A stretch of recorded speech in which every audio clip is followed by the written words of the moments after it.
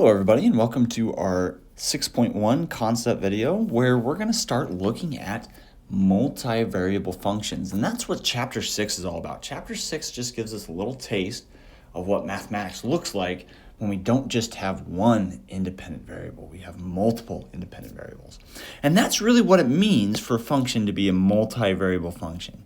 It means that instead of, normally we're used to working with a function where we have a dependent variable and it depends on a single variable, usually x, right? X is my independent variable and y is my dependent variable. But the way we're going to change this with multivariable functions, we usually change this to where z is my dependent variable and z depends on two different variables, usually x and y. And this is different. We've worked with functions that have multiple variables in it, right? We've worked with functions that look like, y squared plus 2xy equals 0. We've done stuff like this before, right? In fact, we talked about this when we talked about implicit differentiation. The difference here, though, is we always assumed that y depended on x. That even though I was looking at a function that had both of those terms in it, y still depended on x. And that's not the case here. A multivariable function might look something like this, where you have, 2x squared plus yx minus 3y, or something like that. And the key thing here is that even though I have y and x, y does not depend on x. They're completely independent. And what that does is that goes from giving me something that's a two-dimensional graph to all of a sudden, if we're looking at something like this, we now have a three-dimensional graph because it depends on two different things. So that's kind of the big difference here. And we don't have to stop with just two independent variables. We could look at something like this where you have z is equal to some function of PRQ, right? That also counts as a multivariable function because we have multiple independent variables. So you can kind of already see how the notation works with these multivariable functions, but the big idea here is we still use that f for my function notation, but when we do these parentheses, it'll list out all of the independent variables. These are all independent variables. So if I were then to say, okay, well, let's evaluate this function at f of 2, 1, and negative 3. What would that tell you to do? That would tell you to plug in 2 for P, 1 for R, and negative 3 for Q. The numbers that correspond to that variable gets plugged in wherever you see that variable. Pretty straightforward. Well, the last thing we need to talk about as we just introduce ourselves to multivariable functions is recognizing domains of multivariable functions. Now, if we remember, if we're just thinking about traditional functions, what were some things we were looking out for with the domain of a function? Remember, the domain of a function is what your possible x values are. What are you allowed to plug in? And a lot of times, my domains ended up being all real numbers, right? If there are no restrictions on what you can plug in, then your domain is all real numbers. But what else did we look for? We also looked for if I had something in the denominator, right? Denominators cannot equal 0. So that was something else we looked for.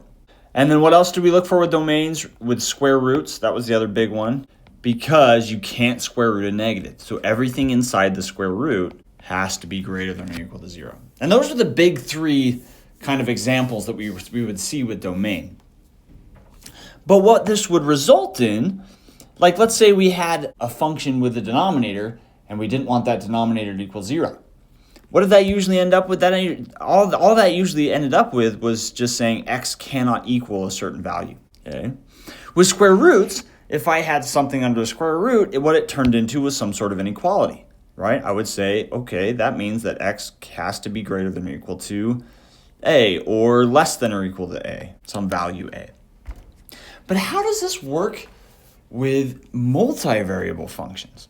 Well, with each of these, once again, no restrictions would apply. If you look at a function and it doesn't matter what you plug in for x or y, that could happen. Look at this example. Z equals 2x squared plus yx minus 3y.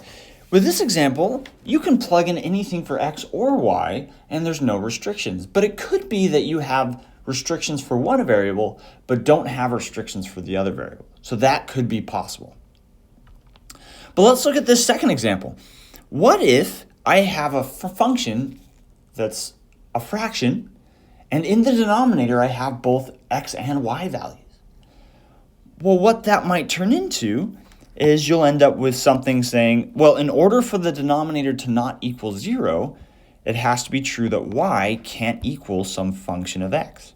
Let me give you an example. Let's say that my function is 1 over 2x minus y. That denominator depends on two different variables. But according to my domain, I don't want that denominator to equal 0. So now what can I do? I can solve for y. I can add y to both sides, and what do I get? I get y cannot equal 2x. And that would be my domain. As long as y doesn't equal 2x, then that denominator won't equal 0, and we'll be okay. But notice how that's different than just saying that x can equal a certain value. This relates the two different independent variables. Same thing is true for if you have something under the square root. Let's say I had the square root of 2x minus y. How does this work with a multivariable function? Well, the same thing applies. Everything inside has to be greater than 0. But now that statement depends on two different independent variables. So I can just do the same thing. I can solve for y. And this tells me that in order for the square root to stay positive, I need to make sure that 2x is greater than y. Greater than or equal to y. So that's kind of how domain works with multivariable functions, is that usually your domain depends on these two different things. It depends on y and x instead of just depending on only one value. Okay, but that's all we needed to cover for 6.1. Go ahead and try out the homework, and then if you get stuck, go watch the examples video where we'll go through a couple of different problems. Good luck.